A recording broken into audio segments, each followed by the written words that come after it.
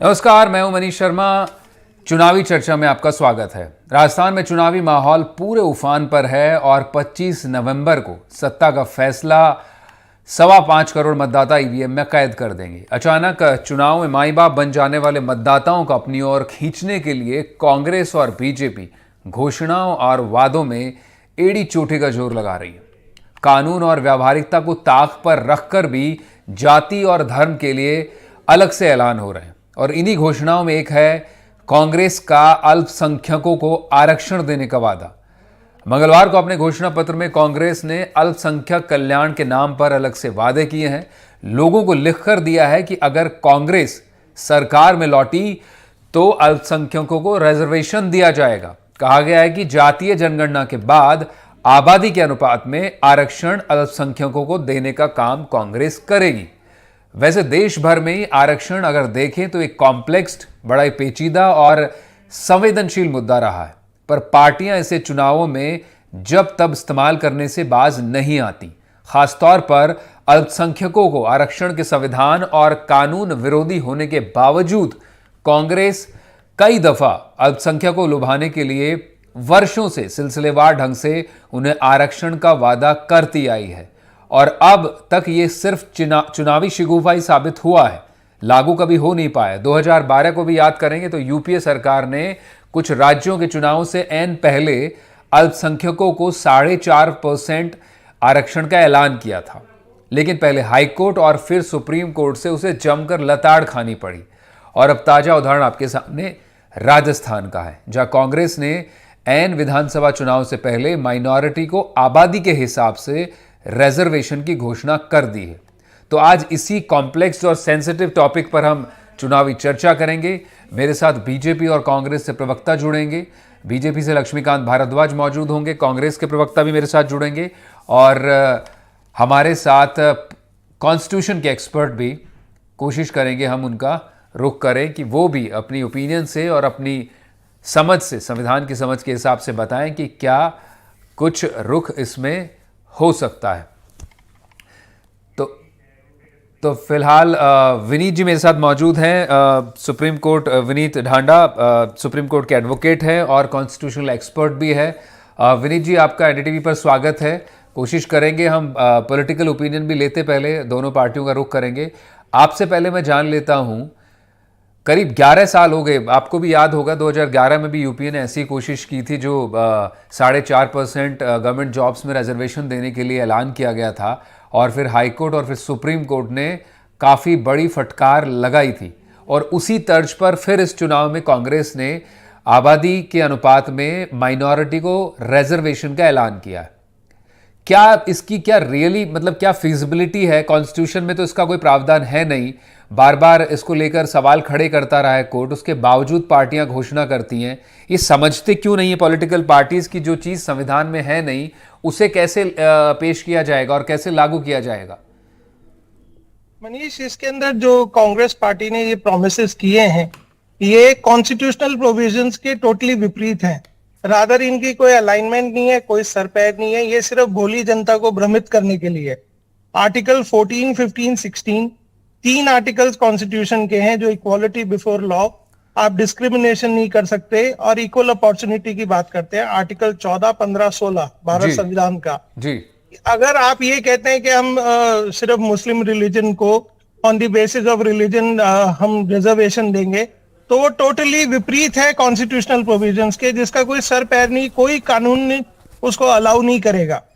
और ये सिर्फ एक टोटका है कि कैसे एक भोली जनता को भ्रमित किया जाए झूठे वादों से। बाद में एक बार सत्ता आ गई तो फिर तो 5 साल कोई पूछेगा नहीं। तो ये जो हिस्ट्री रही है कांग्रेस पार्टी की, ये कोई आज से नहीं सर, ये राइट फ्रॉम इंडिपेंडेंस है। अगर आप उन्हीं की कॉन्स्टिट्यूएंसीज में जाएं, अमेठी में जाएं, वो कहते थे सिंगापुर बना देंगे, सब बेसिक सड़कें नहीं बना पाए लोग, जबकि सेंटर में भी इनकी सरकार थी। तो ऐसे वादे करना जो कि कानून की प्रोविजन के टोटली विपरीत है, ये टोटली गलत है। जी, एब्सोल्युटली विनीत, जिस तरह से आपने बताया कि इट्स कंप्लीटली अनकॉन्स्टिट्यूशनल, और जाहिर तौर पर दर्शकों को आपने बताया कि ये आर्टिकल 14, 15 और 16 जो आप जिक्र कर रहे थे इक्वालिटी को लेकर, उसको वायलेट करता है। उसके बावजूद पार्टियां और सरकारें they militates against the principle of social justice, जो बात संविधान में कही गई है। मद्रास हाईकोर्ट ने भी हाल ही में कहा, उससे पहले आंध्र प्रदेश हाईकोर्ट जो 2012 का हम बात जिक्र कर रहे थे, तब हाईकोर्ट ने फटकार लगाई और सुप्रीम कोर्ट ने भी उसे अपहोल्ड किया था उस फैसले को। बड़ा सवाल यहाँ पर यह है विनीत, आपकी समझ में, कि एक पार्टी खासतौर पर कांग्रेस जो पब्लिक वेलफेयर के जरिए इलेक्शन में है, वो लगातार सामाजिक आर्थिक सुरक्षा की बात कर रही है, सामाजिक कल्याण की बात कर रही है, लेकिन उसके बीच में अचानक से जो है धार्मिक आधार पर कल्याण की बात लाना, ये मतलब वाकई मतलब जनता को या फिर खुद माइनॉरिटी को बेवकूफ बनाने जैसा है। सर, ये एक डेस्परेशन टैक्टिक्स है। जब इंसान को लगता है, पार्टी को लग रहा है कि हम हार रहे हैं, और बीजेपी ने इन पास जितना 9-10 साल में सेंटर में रूल किया है, जो भी प्रोमिसेस थे, मेजॉरिटी ऑफ दोज प्रोमिसेस लागू हुए। बट कांग्रेस को अब ये लग रहा होगा कि राजस्थान में अब गवर्नमेंट नहीं आएगी तो हम माइनॉरिटी को, रिलीजन को कैसे अपीज करें, कैसे मुसलमान भाइयों को बेवकूफ बनाएं और उनसे फिर वोट लें। बाद में तो फिर एक बार आपकी सरकार आ गई तो कोई पूछने नहीं वाला। कोई ऐसा कानून नहीं कहता कि अगर आपने कोई झूठा प्रॉमिस किया तो आपको चीटिंग का मुकदमा दर्ज हो जाएगा। तो ये सिर्फ सिंपल टैक्टिक्स है, डेस्परेट टैक्टिक्स है कांग्रेस पार्टी की, कि आप सत्ता में कैसे आया जाए। अब पब्लिक ने उनको नकार दिया है। जो रुझान है, इनिशियल रुझान है, वो बीजेपी के फेवर में है। और जो पार्टी काम करेगी, अगर इन्होंने 5-10 साल काम किया होता तो इनको ये झूठे वादे करने ही नहीं पड़ते, क्योंकि इन्होंने बेसिक ग्रास रूट लेवल तक पे भी कोई काम नहीं किया। बेसिक सड़कें नहीं बनाई, पानी प्रोविजन नहीं, कोई बेसिक इलेक्ट्रिसिटी का प्रोविजन नहीं किया। तो आम जनता को यह पता चल गया साहब, 10 साल इन्होंने अपना घर भरा है और पब्लिक को लूटा है। तो पब्लिक को चेंज चाहिए, और ये चेंज ना हो जाए इसलिए ये झूठे वादे कर रहे हैं कि जी अब मुसलमान भाइयों को कैसे बेवकूफ बनाए, हम आपको रिजर्वेशन दे देंगे। कैसे दे देंगे साहब? जो कानून के और संविधान के विपरीत है, उस चीज को तो आप कभी लागू ही नहीं कर पाओगे, कोर्ट ही स्टे कर देगी उसको। तो ये एक डेस्परेशन टैक्टिक्स है सर। और ये बात, जैसा आपने कहा विनीत, की ये बात वाकई इनको मालूम है कि ये कोर्ट में स्टैंड नहीं कर पाएगी चीज़। कोशिशें काफ़ी यूपीए गवर्नमेंट ने भी की थी, लेकिन बार बार उसे कोर्ट में पैरोकारों को, सरकार के पैरवी करने वालों को पटकनी खानी पड़ी। मद्रास हाईकोर्ट का मुझे याद है, हाल ही में एक रिसेंट कमेंट्री था, उन्होंने कहा था, टिप्पणी था कि अनुसूचित जाति, जनजाति और ओबीसी वर्ग के लिए जो आरक्षण की पॉलिसी है वो माइनॉरिटी शैक्षणिक संस्थानों में अलग से लागू नहीं की जा सकती है। संविधान के अनुच्छेद 15(5) का भी जिक्र इसमें किया गया था। 2006 की जो अधिनियम है उसकी धारा 2D भी अगर हम दर्शकों को बताएं तो उसमें भी साफ है कि राज्य के पास अल्पसंख्यक शैक्षणिक संस्थान में प्रवेश के लिए अलग से इस तरह को पिछड़े वर्ग के लिए कोई विशेष प्रावधान करने का कोई अधिकार नहीं है। तेलंगाना की बात करें, अभी अमित शाह ने कहा है वहां पर भी कि आरक्षण खत्म कर देंगे, जैसे कर्नाटक में किया है मुस्लिमों के लिए अलग से जो प्रोविजंस थे उसको लेकर। विनीत, हमारे जो देश का एक बेसिक दुर्भाग्य है मनीष, वो ये है रिजर्वेशन। इतनी रिजर्वेशन होगी है कि जो जनरल कैटेगरी है वो खुद भी एक रिजर्व क्लास लगती है। आज की डेट में रिजर्वेशन सबसे बड़ा मेनेस है, और वो बीजेपी गवर्नमेंट को समझ में आता है। तभी वो अपॉर्चुनिटी देना चाहते हैं इकोनॉमिक स्टेटा पे। अगर आपको कल को किसी को रिजर्वेशन देना है तो वो उसके इकोनॉमिक हालात के हिसाब से दीजिए। ऐसे ऐसे रिजर्वेशन दे रखे हैं जो कि अबॉलिश होने जरूरी है। और जो प्रॉमिस गवर्नमेंट ये सरकार बनाने के लिए कर रहे हैं राजस्थान में कांग्रेस पार्टी, इसका ना तो कोई कॉन्स्टिट्यूशनल सपोर्ट है, ना कोई लॉ सपोर्ट है, और ये सिर्फ एक बेसिक टैक्टिक्स है कि हमने 10 साल तो अब कोई काम किया नहीं, अब वापस पावर में कैसे आया जाए। तो आएंगे कैसे साहब? सबसे दुखती रह गए मुसलमान भाइयों को बेवकूफ बनाना। उनको ये कह दिया कि भाई हम आपको रिजर्वेशन दे देंगे और 1 ब्लॉक वोटिंग होती है मुस्लिम कम्युनिटी की तो हम जीत जाएंगे। तो ये जो प्रोविजंस को फ्लाउट करके ये प्रोमिसेस कर रहे हैं, ये इलेक्शन कमीशन को भी इनके खिलाफ एक्शंस लेने चाहिए। वही बीजेपी पार्टी ने कभी ऐसे तरीके के प्रोविजंस की और ऐसे प्रोमिसेस नहीं किए जो कि बेसिक संविधान के ही विपरीत हो। नहीं, और सबसे दिलचस्प बात यह विनीत, जो बीजेपी मुस्लिम तुष्टिकरण का आरोप लगाती है चुनाव में कांग्रेस पर, खुद कांग्रेस उन्हें इस तरह के ऐलान से मौका देती है। आज की डेट में जो आप इतिहास भी उठाएंगे राइट फ्रॉम हमारी इंडिपेंडेंस से मुस्लिम्स को अपीज करने की थ्रू एंड थ्रू इनकी वो रही है, ट्रेंड रहा है कांग्रेस पार्टी का। हिंदू मेजॉरिटी है इंडिया के अंदर, क्या हिंदूज की कोई रिस्पेक्ट नहीं है? आज आप ये कह रहे हो कि जो मेजॉरिटी वोटर है आपका, आप उसको इग्नोर करके, उनकी डेवलपमेंट को इग्नोर करके आप मुस्लिम भाइयों को ये कहोगे हम आपको रिजर्वेशन दे देंगे। रिजर्वेशन एक प्रॉमिस है साहब, रिजर्वेशन से कोई नौकरी नहीं मिलती, रिजर्वेशन से आपको चांस नहीं मिलेगा, उसमें भी कंपटीशन है। अब आप इतनी सारी रिजर्वेशंस कर देंगे तो जनरल कैटेगरी में कोई नहीं बचेगा। और कांग्रेस पार्टी ये जो कर रही है ये सिर्फ विभाजन का तरीका है, इनका डिवाइड एंड रूल पॉलिटिक्स है। ये इन्होंने अंग्रेजों से सीखा है और ये यहाँ इंप्लीमेंट कर रहे। राजस्थान के अंदर जाहिर तौर पर विनीत, बात खुद गहलोत ने 21% से बढ़ाकर 27% की भी की थी ओबीसी आरक्षण की, और अगर ऐसा हो भी गया तो राजस्थान भी उस राज्य में शामिल होगा जो 70% प्लस आरक्षण हो जाएगा। और जाहिर तौर पर जो बात आप कर रहे हैं, खुद अब जो जनरल कैटेगरी है वो खुद को माइनॉरिटी या कहीं की एक तरह से खुद जो है रिजर्व कैटेगरी की तरह लगने लगी है। अब बात हो रही है उस धार्मिक आरक्षण को लेकर जिस पर कांग्रेस अक्सर चुनावी शिकूफा छोड़ती रही है। पहले यूपीए सरकार ने 2012 में अनाउंस किया था, जिसे हाईकोर्ट, आंध्र प्रदेश हाईकोर्ट और सुप्रीम कोर्ट ने खारिज किया, और अब कांग्रेस सरकार जो अशोक गहलोत की सरकार है राजस्थान में, उसने फिर से इस बार इलेक्शन में मैनिफेस्टो में जो मंगलवार को जारी किया उसमें एक अनाउंसमेंट किया है, लिख कर दिया है कि धार्मिक अल्पसंख्यकों के लिए वो जनगणना कराने के बाद उन्हें आरक्षण का अनुपातिक प्रावधान करेगी।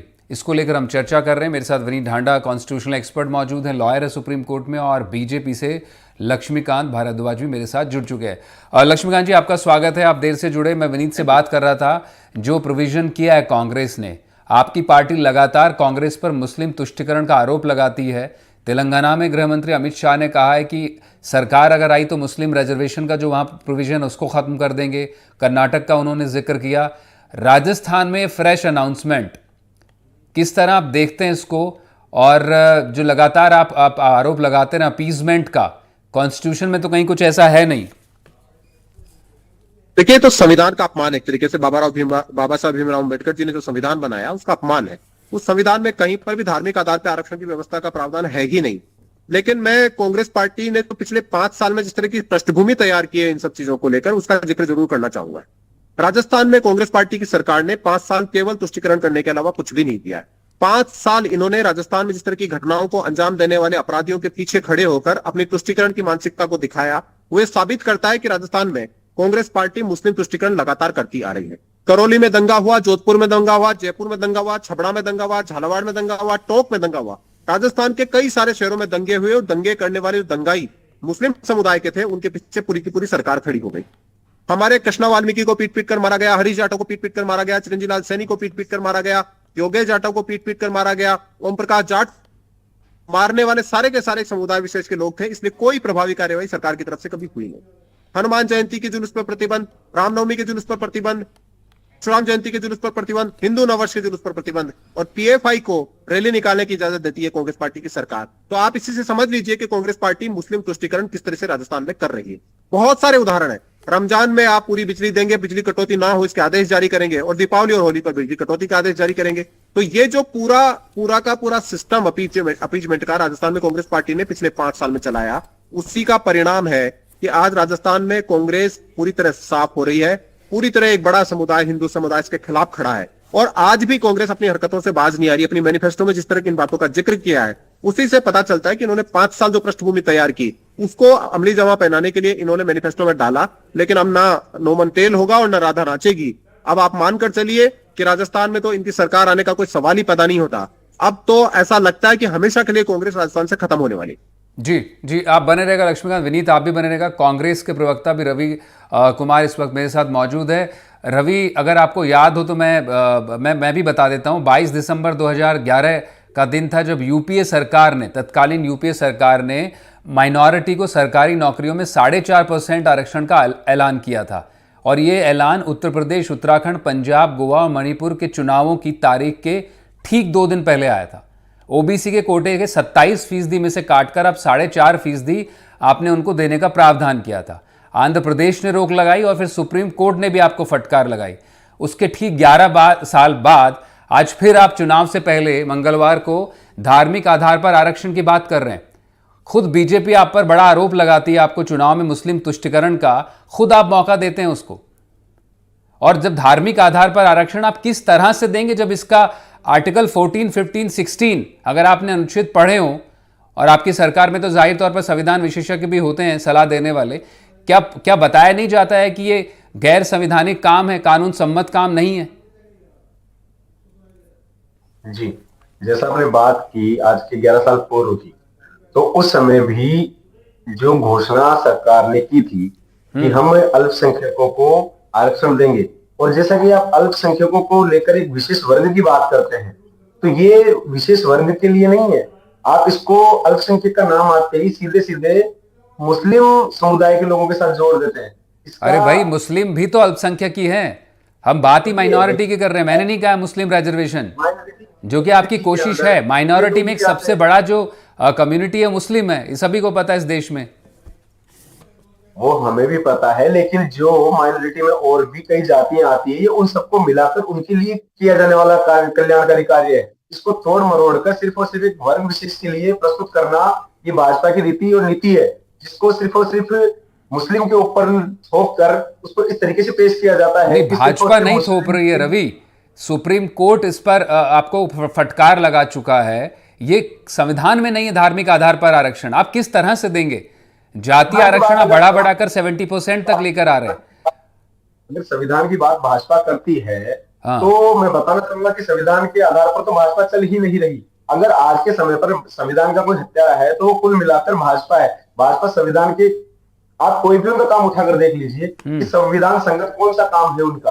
वो सिर्फ और सिर्फ मंदिर मस्जिद, हिंदू मुस्लिम दलित स्वर्ण, ये करके चुनाव में उतरना, ये किस प्रकार का संवैधानिक कृत्य है? रवि, आपको लगता है कि आर्टिकल 14, 15 और 16 का आप वायलेट करेंगे, और आपको लगता है कि ये कदम आपका घोषणा करना धार्मिक आधार पर आरक्षण इस संविधान के हिसाब से, छोड़ दीजिए भाजपा नहीं करती, आप आरोप लगा सकते हैं, आप संविधान के हिसाब से काम कर रहे हैं?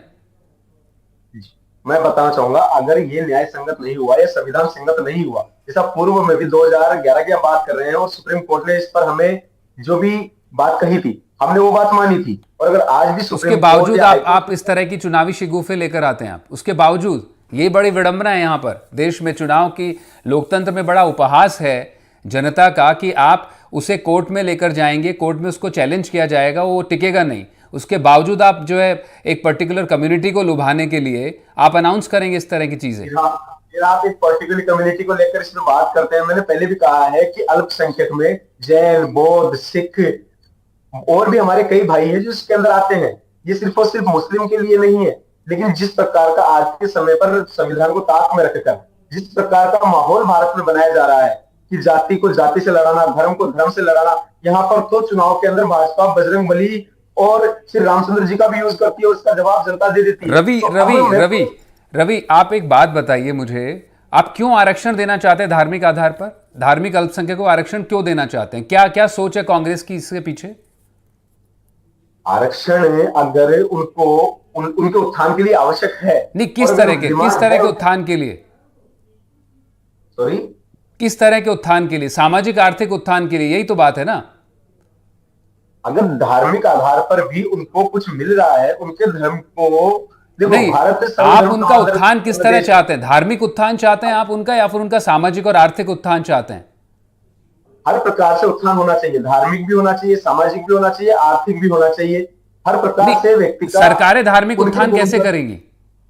उनके धर्म का भी संरक्षण होना चाहिए, उनको भी धार्मिक सुरक्षा प्रदान होनी चाहिए। आज इस प्रकार का माहौल हमारे देश में बनाया जा रहा है, इस देश में सब इक्वल सिटीजन है। संविधान सबसे बड़ा यहाँ पर किताब है इस देश की, उसके हिसाब से संविधान और देश चलता है। आपकी सरकार और आपकी पार्टी ये कह रही है कि हम धार्मिक आधार पर उन्हें सुरक्षा देंगे। क्या धार्मिक आधार पर सुरक्षा देंगे आप? मैंने फिर आपसे वही कहा कि अगर आपकी सरकार में महिलाओं के खिलाफ अपराध बढ़े, आपकी सरकार में अपराधों का सिलसिला लगातार जारी, जो लगातार आप पर सवाल उठाए जा रहे हैं, एनसीआरबी का डेटा देख लीजिए आप। जवाब से लीजिए कि महिलाओं के ऊपर अत्याचार होना शर्मसार है और इसके समर्थन में हम खड़े भी नहीं है। लेकिन मैं आपको बताना चाहूंगा कि ये गिनती इसलिए बढ़ी है कि राजस्थान एक ऐसा प्रदेश है जहां पर एफआईआर करने की स्वतंत्रता है, वहां पर जाते ही एफआईआर होती है। इस वजह से हमारे केस की संख्या बढ़ी है। मैं ये नहीं कहता कि अपराध कोई, और ये देखो ये कोई मुद्दे भी नहीं है कि हम एक दूसरे पर पल्ला झाड़े कि मणिपुर में क्या हुआ, हाथरस में क्या हुआ, कर्नाटका में क्या हो रहा है, ये हमें बताया नहीं, अपराध मुद्दा नहीं है। आप बोल रहे हैं अपराध मुद्दा नहीं है। अपराध मैं कह ये रहा हूं कि अपराध के ऊपर संख्या इसलिए बढ़ रही है कि यहाँ पर मामले दर्ज हो रहे हैं। जहां पर मामले दर्ज ही नहीं होंगे वहां पर संख्या किस तरीके से पता चलेगी, जहां पर स्वतंत्रता ही नहीं है। आप ही के प्रवक्ता हमारे शोज पर ये कहते हैं कि पुराना डेटा है, अब हमने रोक लिया, अब अपराध ठीक हो गया है। आप बोलते हैं एफआईआर बढ़ गई है। ठीक है, मैं विनीत के पास एक बार फिर से रुक करना चाहूंगा। विनीत, ये रवि जरूर उसको गोलमोल कर रहे हैं क्योंकि जाहिर तौर पर पॉलिटिकल पार्टी को रिप्रेजेंट कर रहे हैं। आरक्षण का मेन मुद्दा असल में यही था जो हमारे संविधान निर्माताओं ने सोचा था, सामाजिक और आर्थिक उत्थान। उसमें ऑलरेडी सुप्रीम कोर्ट ने अमेंडमेंट 103 को अप्रूवल किया हुआ है कि सामाजिक आर्थिक उत्थान ईडब्ल्यूएस के जरिए किया जा सकता है। फिर किस आधार पर, मैं चाहूंगा कि आप पूछें या जवाब दें कांग्रेस के प्रवक्ता को कि किस आधार पर ये फिर धार्मिक आरक्षण लाना चाहता है, ये उसकी वजह तो बता नहीं रहे। नहीं पाएंगे क्योंकि कोई भी गवर्नमेंट दोबारा फॉर्म कब होती है, वहां की पब्लिक 3-4 मुद्दों पे वोटिंग देती है। क्या उनको बेसिक अमेनिटीज मिली, क्या लॉ एंड ऑर्डर ठीक था, क्या अपॉर्चुनिटी ऑफ एम्प्लॉयमेंट मिली, और 2-4 मुद्दे रहते हैं। ये हर स्टेज पे, हर मुद्दे पे फेल हुए हैं। लॉ एंड ऑर्डर तो टोटली आउट हो गया। राजस्थान में कोई लॉ एंड ऑर्डर एग्जिस्ट नहीं करता, कोई अपॉर्चुनिटीज एग्जिस्ट नहीं करती, कोई तरक्की नहीं हुई, बेसिक अमेनिटीज नहीं मिली लोगों को। तो अब इनको ये बेसिक मुद्दा मिल गया, और ये कोई यहाँ के लिए, राजस्थान के लिए नहीं है मनीष। ये प्रिपरेशन कर रहे हैं 2024 के जनरल इलेक्शंस में ये स्टेटमेंट देने की, और ये उस चीज को कभी इंप्लीमेंट नहीं कर पाएंगे क्योंकि कॉन्स्टिट्यूशन अलाउ ही नहीं करता रिलीजन के बेसिस पे आप डिस्क्रिमिनेट करो, रिलीजन के बेसिस के ऊपर आप किसी को आरक्षण दो। इसका ना कोई सर है ना कोई पैर है, बट क्योंकि इन्होंने काम नहीं किया, इनको पता है अब सत्ता हाथ में नहीं आनी, तो अब ओनली प्रॉमिस ये क्या कर सकते हैं, वन ब्लॉक वोटिंग होती है मुस्लिम कम्युनिटी की, तो चलिए अब मुसलमान भाइयों को बेवकूफ बनाते। ये इनका ट्रेंड है। लॉ एंड ऑर्डर से, लॉ कॉन्स्टिट्यूशनल प्रोविजन से इनका कुछ नाता रिश्ता नहीं है, इनको उसकी समझ भी नहीं है।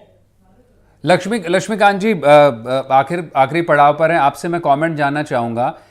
कांग्रेस का ये धार्मिक आधार पर आरक्षण का शिगुफा, मैं शिगुफा इसलिए कहूंगा क्योंकि ये इसकी कॉन्स्टिट्यूशनल वैलिडिटी कुछ है नहीं, पहले भी कोर्ट में खारिज हो चुका है, और अगर जाएगा तो फिर इनको लताड़ पड़ना जाहिर तौर पर निश्चित है। आप ये बताइए कि ये धार्मिक आधार पर आरक्षण का वादा कर कांग्रेस, क्या वो जो माइनॉरिटी से दूर होते जा रहा है, कांग्रेस पार्टी से जो खोई ताकत है कांग्रेस की, खासतौर पर मुस्लिम वोट बैंक जो उसके साथ खड़ा रहता था, राजस्थान चुनाव में उसको फिर से कहीं ना कहीं अपनी ओर लाने की तैयारी है इसके जरिए? मैं देखिए, बिल्कुल स्पष्ट है, कांग्रेस पार्टी की सोच भी स्पष्ट है। कांग्रेस पार्टी ने, मैंने आपको कई सारे इंसिडेंट गिनाए राजस्थान में पिछले 5 साल में, किस तरीके से अपीचमेंट किया, और आज जो इन्होंने लिखा है अपने मैनिफेस्टो में, इनको पता है कि ऐसा कुछ होने वाला नहीं है। इनको ये भी पता है कि इनकी सरकार नहीं आने वाली, लेकिन केवल और केवल जो अभी हमारे साथी कह रहे थे वो ये है कि आगे के लिए इस मुद्दे को जिंदा रखना चाहते हैं। इनको बिल्कुल स्पष्ट रूप से पता है कि इनके राजस्थान में इतनी सीट भी नहीं आएगी कि विपक्ष का नेता बना सके। जो इन्होंने पिछले 5 साल में किया, उसके कारण आज स्थिति इनकी जो है वो तो सबको दिख रही है, लेकिन ये केवल और केवल इसको अपने एजेंडे को जिंदा रखने के लिए, हमेशा के लिए जिंदा रखने के लिए इस तरीके से हुआ करते हैं। अब इनको कोई पूछे कि भाई तुम जो काम कर नहीं सकते उसके लिए क्यों हाँ भर रहे हो, कि राजस्थान की जनता इस बात को समझती नहीं है? राजस्थान क्या इस बात को जानता नहीं है कि आपकी सरकार का कोई लेना देना अब है ही नहीं? आप वो सरकार हो जिसके राज में बेटियों के टुकड़े टुकड़े करके भट्टियों में जलाया गया। आप वो सरकार हो जिनको बेटियों के दुष्कर्म के बाद मारकर फेंककर कुएं में फेंका गया। आप वो हो जिनके राज में थानों के ऊपर 144 से फायरिंग हुई। आप वो हो जिनके राज में भ्रष्टाचार देश में नंबर 1 पर है। आप वो हो जिनके राज में महंगाई देश में नंबर 1 पर है। कांग्रेस पार्टी का कोई अस्तित्व राजस्थान में है ही नहीं। कांग्रेस मुस्लिम तुष्टीकरण करती है, और कांग्रेस पार्टी को बहुत अच्छी तरीके से पता है कि लेकिन ना उसकी सरकार आने वाली और ना वो विपक्ष में रहने वाली। तो इसलिए आज जो कांग्रेस अपना आखिरी दाव खेल रही है, इससे ज्यादा कांग्रेस के पास कुछ भी नहीं। कांग्रेस को कुछ नहीं मिलने वाला।